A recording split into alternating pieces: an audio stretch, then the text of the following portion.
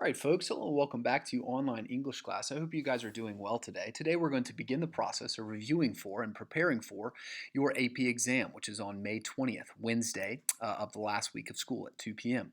All right, we are going to spend a number of days reviewing the content related to rhetorical analysis and also the composition skills related to rhetorical analysis, looking at sample prompts, making sure that you know exactly what's coming at you on May 20th and that you are completely confident that you have the skill set necessary in order to answer this question and achieve a passing score on this exam. I am confident in that all of you have the work ethic required and also the intelligence required to pass this exam. So what's left before us is to capitalize on that potential, all right, and make sure that we are prepared in every sense of the word for this exam. Okay.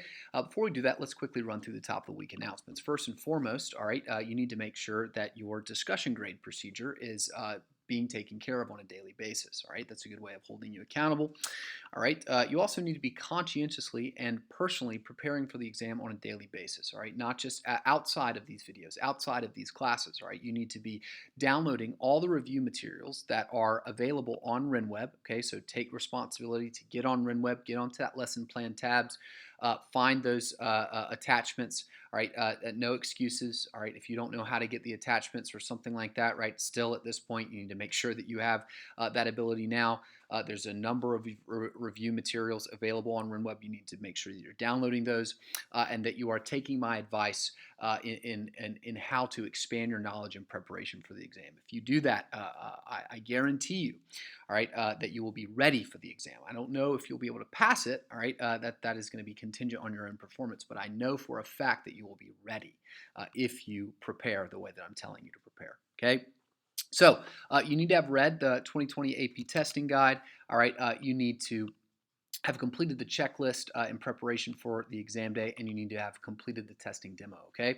So to quickly summarize what is the basic details surrounding the test, all right, we can go to the College Board's website, all right, and look at the English language and composition exam information with the AP coronavirus updates, all right? So your exam date is May 20th. Your exam time is 2 p.m. All right, you should be logged in with your e-ticket. Your e-ticket is going to be emailed to your email address, whatever email address the College Board has. It will be that you will receive an email with your e-ticket. You need to make sure that all of that information is clear, that you are working through your College Board profile and you know exactly what email address that's going to be sent to, that you're not forgetting passwords or any of that kind of stuff, that you cannot have any of those lingering issues, all right? Whatever you need to do to make sure that that's not a problem, you need to get it done. Okay, you can do it. I promise. All right, I'm sure there is available resources to straighten all those details out. You have to pursue it. You'll have to be patient with the technology, but it is possible. All right, so make sure all of that information is clear. Make sure you log in 30 minutes before the exam. All right, when the exam time begins, the question will automatically appear, and then you'll have 45 minutes to read and to construct your response. 5 minutes in the end to submit that response. All right, so most likely there'll be some kind of text box on the exam page that you can either type your response directly into, or you could type it in Microsoft Word, Google Docs, Notes, and then just copy and paste that response into the text box if you're more comfortable with that. Okay, but overall you have 45 minutes, 50 minutes total, 45 minutes to work to write and read. Okay, which is plenty of time. All right, that is actually 5 minutes more than you typically would have on the exam. Okay. So what you're going to need on the day of the exam is your e-ticket. All right, so that email that you get, right, you're going to need to enter that into a little text box in order to arrive into the exam. All right, you need to complete your exam day checklist. You need some kind of device that you're going to take the test on. You can write on these documents if you want to, these word processors, and then just paste your document into the text box. And also note that you are permitted to have close class notes and study guides, textbooks, and other classroom resources. Now, I hesitate to even point that out to you because, listen carefully, if you are thumbing through your textbook or your class notes or study guides while you are supposed to be reading, analyzing, and writing your response, I guarantee you, all right, I guarantee you, you will not do as well as you could. You need to already have all that stuff in mind so that you don't need to thumb through this information. All right. Obviously, the College Board allows you to have it because they can't stop you from accessing it on a worldwide basis with students all over the world. If they just simply said you can't do it on your honor, then there would be countless individuals who would not have any honor and break that rule. Okay. So they just say you can have access to it. But if you're thumbing through it, right, because you haven't studied as well as you need to have studied, then you absolutely are going to be at a disadvantage and you're going to run out of time, okay? So the question's a rhetorical analysis question. And that is what we are going to spend the rest of these days preparing for and mastering. Okay, so the way that we need to begin that process, all right, is taking a look at your overall AP English Language and Composition Rhetorical Analysis Review Guide.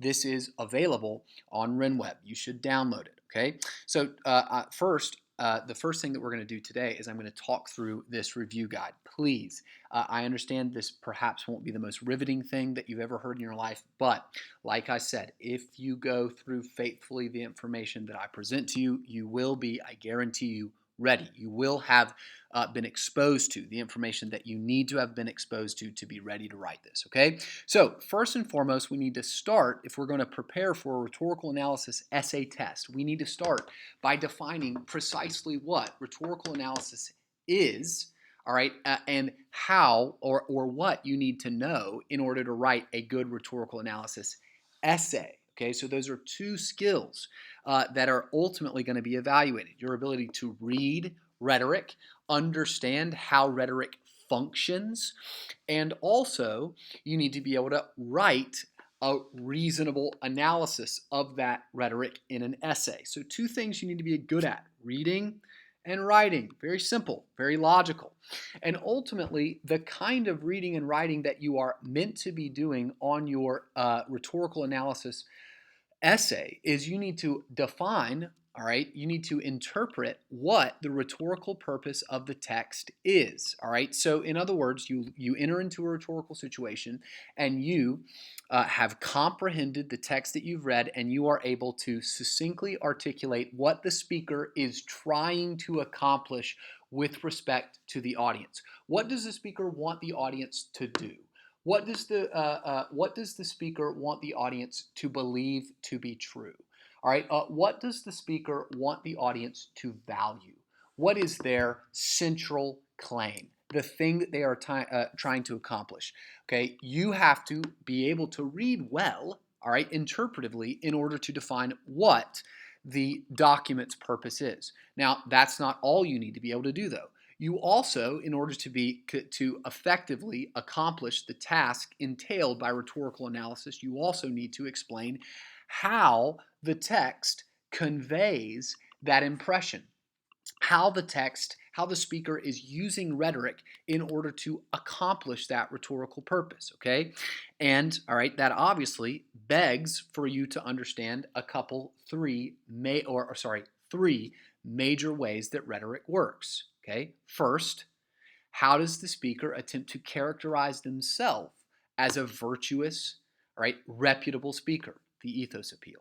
Second, how does the speaker attempt to persuade the audience or manipulate the audience emotions, right, to persuade them to feel a certain way in order to put them in the right frame of mind or frame of heart in order to accomplish their central rhetorical purpose? And finally, how does the speaker appeal to the audience's inherent human rationality? How do they try and build a line of reasoning that makes the audience say, that makes sense? Okay, so there are two major components that you need to master. You need to master how to read rhetoric, right, which requires you to be able to enter into rhetorical situations effectively and skillfully. You need to be able to read how a writer's choices reflect the components of the rhetorical situation. You need to be able to understand what that writer's central claim is or their major goal and how they are appealing to their audience's logos by using evidence that would persuade that audience within the context of the rhetorical situation, how they are organizing or structuring their line of reasoning in order to organize their evidence to support their claims in such a way that makes their audience go, that makes sense.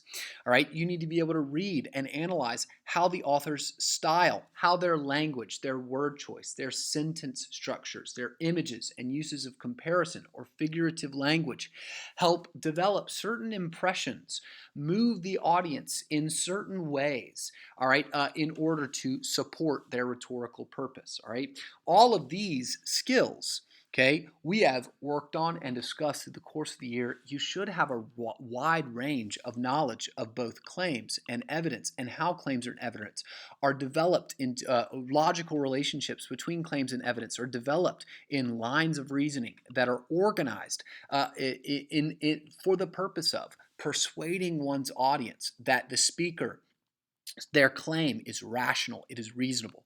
Okay. Also, how the speaker is appealing to the audience's value system in order to develop them an impression of themselves that they are virtuous, that they are reputable. And finally, how the speaker is using language in order to develop certain emotional impressions. All right. So these big ideas, these big aspects of rhetorical analysis are something that you're going to need to be able to notice in a text. Okay. Now, the other prong of our overall review and our overall skill set is going to be studying and analyzing how you can write a persuasive analytical essay. Okay, so you, like a rhetor yourself, are going to make a claim in your essay, and your claim is going to be an analytical claim.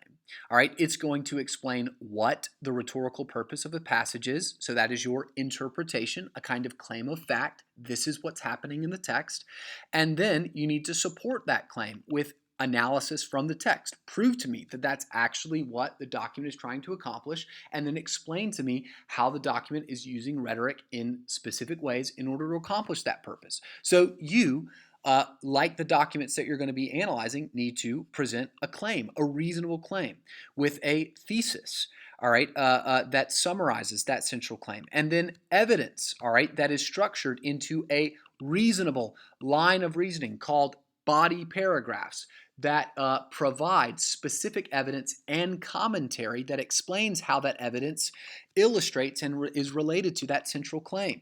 All right, you need to adapt your writing to the rhetorical situation by making strategic choices. All right, structuring your essay in such a way that you understand you're in an academic situation and that the purpose of your essay is to develop a rhetorical analysis thesis, right, that is defended with evidence from the text. All right. So, in other words, you, like the readers that you're going to be analyzing, you need to be able to write in this way as well. Okay. So, claims, evidence, rhetorical situation, knowledge, reasoning and organization, and also you need to style your writing appropriately. Now, within the context of this rhetorical situation, which is an academic college level examination, right? It follows that your style needs to be professional, academic, and thoughtful. Okay, so you would avoid certain kinds of slang. You would avoid lowbrow, Cracky diction. You would avoid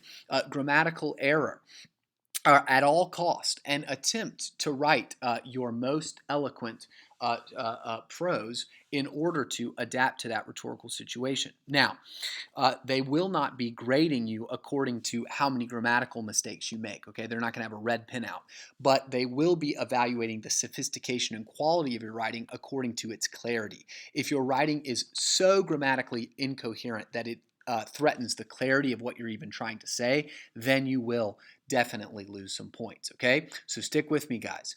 All right, as I've already established, you have some reading skills and some writing skills that you need to master in preparation for this exam. Now, throughout the course of our review, we're going to break down each one of these skills and think about them more specifically. Think about how they relate to specific prompts, and watch our knowledge of these things actually turn into useful tools in analyzing text. All right, but throughout the course of our review, you need to be expanding the detail of your knowledge of these aspects. You need to expand your detailed knowledge of how the Logos Appeal works, what a commonplace is, okay, what inductive reasoning is, what are the various kinds of evidence that are relied on in the Logos Appeal. All right, what is concession and refutation? You need to master the ethos appeal. What does it mean for a speaker to appear or cultivate a sense of disinterest? What does it mean for a speaker to emulate its audience's value system? All right, what does it mean for a speaker to engage the emotions of its audience? Right, what does it mean to use imagery in order to paint vivid pictures that are persuasive and moving and engage the audience on an emotional level, right? All of those things, all of that expanded understanding is going to be cultivated in one of these four sources that you need to engage with on a daily basis. Listen carefully. The first place that you can expand your knowledge of this course content is the AP Language Course Content Composition Curriculum document that has been attached on RenWeb, okay? So each skill category, which is published, all right, in your review here, just the skill category, each skill category and big idea is accompanied by a string of essential knowledge. Now, we have discussed each one of these aspects of essential knowledge, whether explicitly or implicitly, throughout the course of the year, okay? In other words, when I say explicitly, I mean like you've taken notes on it in a lecture. When I say implicitly, what I mean is we've discussed it out loud in the course of an analysis. We've watched it happen, okay? So that those terms are probably not exactly correct in the way that I use them, but I think you understand what I mean. All right, beyond that, right, we've got essential knowledge that accompanies claims, all right, and evidence. We've got essential knowledge that accompanies reasoning and organization. We've got essential knowledge that accompanies style. And the way that a document uses language strategically in order to accomplish certain rhetorical aims. Okay, so that's the first place that you can go to deepen your understanding of each one of these skill categories with some essential knowledge that the College Board deems valuable for you to know. Okay, you can also use the content lecture slides that are going to dovetail this information and expand on this information in ways that I found particularly helpful. Okay, so the content lecture slides that have to do with rhetorical analysis, I have published in its own sort of presentation. All right, it's not even very long, really. Okay, it's not too much content to master, and these are available on RenWeb for download. Okay, and they're in multiple parts because the files are pretty big, so I had to split them up. Okay, so you can just download them all at once. All right, and you've got lecture slides 1, I think, all the way through 7. Okay. Another area that you can use is the glossary of rhetorical terms in the back of your course textbook. Okay, so in your Conversations in American Literature textbook, there is a glossary chocked full of rhetorical terminology that can be helpful in deepening your understanding of how rhetoric works and the elements of rhetoric. Not everything back there will be helpful in rhetorical analysis, okay, but none of it will be harmful in rhetorical analysis. Okay, so I generally recommend mastering those terms. You can make flashcards, but okay, unlike say an AP history course where it is just helpful to know certain things apart from certain skills, you just kind of need to know like who certain people are. Anything that you know only becomes relevant insofar as you are able to apply it in an essay. Okay, so your reading skills and your knowledge of how rhetoric works only is helpful insofar as you can write about it, all right, in well-reasoned prose.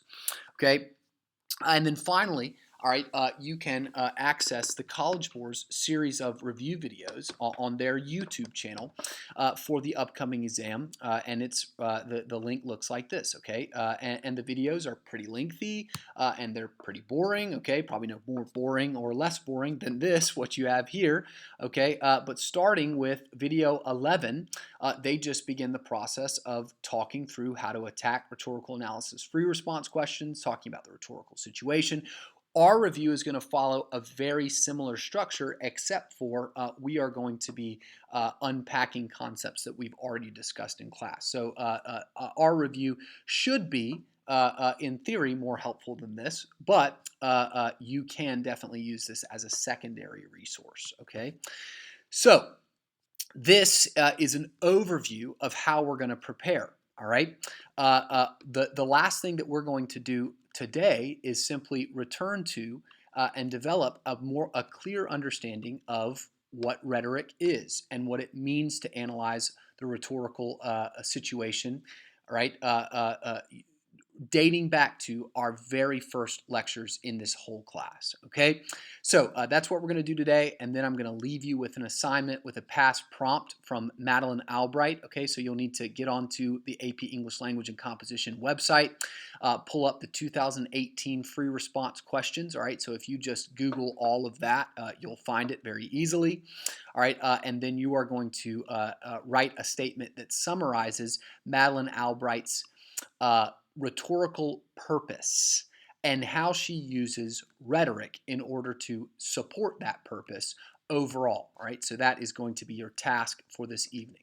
Okay, so in order to prepare us for this task, let's return to a clear definition of rhetoric, a clear definition of what it means to analyze rhetoric, a clear definition of the rhetorical situation, and a clear definition of the meta tools of rhetoric, which, as we've already said, is the ethos appeal, logos appeal, and pathos appeal. All right, so first and foremost, right, what is rhetoric? Well, all the way back from the beginning of the year, right, in order to analyze rhetoric, we need to understand what kind of beast, what exactly is the thing that we are trying to understand and to analyze and break down. You can't break down a thing if you don't know exactly what you're what you're looking for, okay? So, Aristotle famously defines rhetoric as the faculty of observing in any given case the available means of persuasion and then applying them. Okay, so in other words, Aristotle understands on an intuitive level that rhetoric is situational. In each situation, one must observe, all right, the available means of persuasion. What will be persuasive according to his context, according to his subject, according to his audience, according to his own nature, who he is. The speaker then adapts to his knowledge of all those things, right? And then presents an argument that is going to be maximally persuasive to his intended audience, okay? So, what does it mean to analyze rhetoric? Well, if we're going to analyze if we're going to try and understand what it means to break down what is being argued and how that argument achieves its goals, right? Then, if we do that, right, we break down what is being argued, what is the central purpose, what is the P in the SIZAP, what is the speaker trying to do, okay, and then we explain how the speaker attempts to convey that purpose, accomplish that goal, using all of the available means of persuasion with respect to who? The audience. The audience is central because ultimately the speaker needs to be adapting to the audience. So in your analysis, you must explain how the speaker's choices, whatever choices you are describing, okay, how the speaker is making choices that appeal to the audience. That's what it means to analyze rhetoric. Okay, that's what it means to read rhetoric analytically. Okay, and your understanding, your ability to read rhetoric analytically begins with an understanding of rhetorical situation. Okay, you must understand who the speaker is, what the speaker is trying to accomplish, and how the speaker, right, is using rhetorical strategies that are appropriate for the subject and topic that they are speaking about in order to move this audience. The most basic relationship here is between speaker and audience, as the speaker, right, transforms their message according to the subject, according to their goal, okay, according to the context that they are in order to move the audience to think, act, or value a certain thing, right? Does that make sense? It should. make perfect sense. We've been having that conversation over and over again throughout the course of the year. That is the nature of rhetoric. It is the observation of how a speaker is attempting to move the audience using language, right? Anything short of violence, right? Trying to appeal to them emotionally, trying to appeal to them rationally, trying to appeal to them ethically, right? According to their own shared values. Those are the essential ways that human beings move one another without, holding guns to their heads. Okay, so if we are going to, after we start with a basic understanding of who the speaker is and how that speaker is adapting to the context in order to convey the message that they aim to convey, in order to accomplish the goal that they aim to accomplish, right? According to CISAP, right? Their goal is to communicate their claim. All right, they use these three meta tools that we've discussed, right? They attempt to appeal to their audience's rational minds. They attempt to support their claims with reasonable forms of arguments, okay?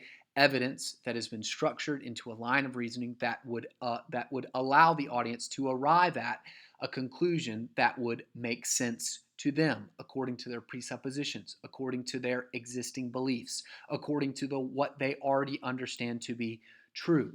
Okay. Now, another thing that you would want to think about is how that goal is accomplished, right? Not just through the rational minds of the audience, but also human beings are also emotional creatures. How the speaker is appealing to the emotions, whether it be violent emotions like anger and rage and hatred, or emotions that bind together a group of people in shared forms of solidarity. Okay, like the desire to emulate someone that they all collectively deem worthy of praise.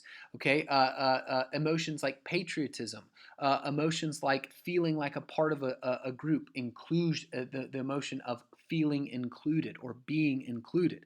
All right, and then finally, all right, the ethos appeal, which is the speaker's attempt to characterize him or herself as reliable according to the audience's understanding of reliability.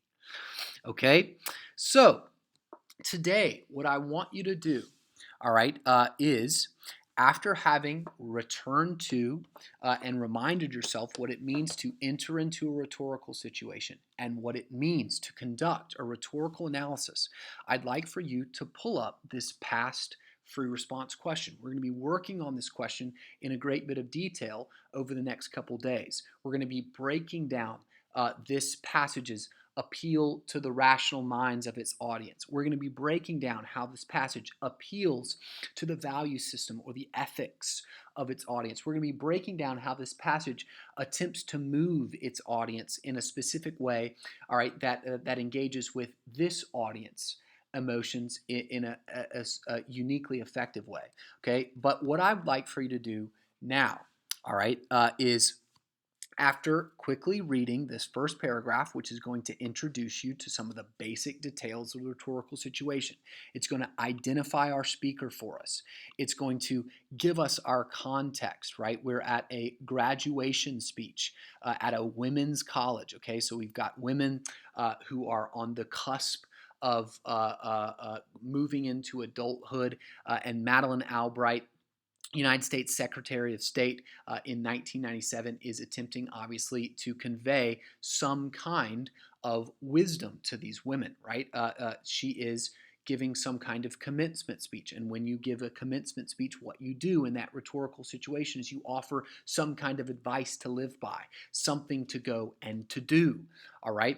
And so, in light of that rhetorical situation, I would like for you to, in a rhetorical analysis thesis statement, identify clearly what Madeleine Albright is attempting to accomplish in the speech. What is her central goal? What does she want her audience to believe, think, or do? Okay? And then, how does she attempt to build or appeal to her audience's rational mind, and how does she attempt to manipulate or engage with her audience's emotions in order to make them do, think, or value the thing that she is trying to make them do, think, or value. Okay, so what is she trying to do? What is her purpose? What is her goal? What is she trying to accomplish? And how is she doing that? By appealing to either, all right, their rational minds, their emotions, and finally, all right, in the attempt to make herself, to characterize herself, outright herself, as reliable, reputable, sharing their values, okay, appealing to their beliefs, appealing to their needs, okay? So that is your job, and I want you to write your response in the comment section of today's video.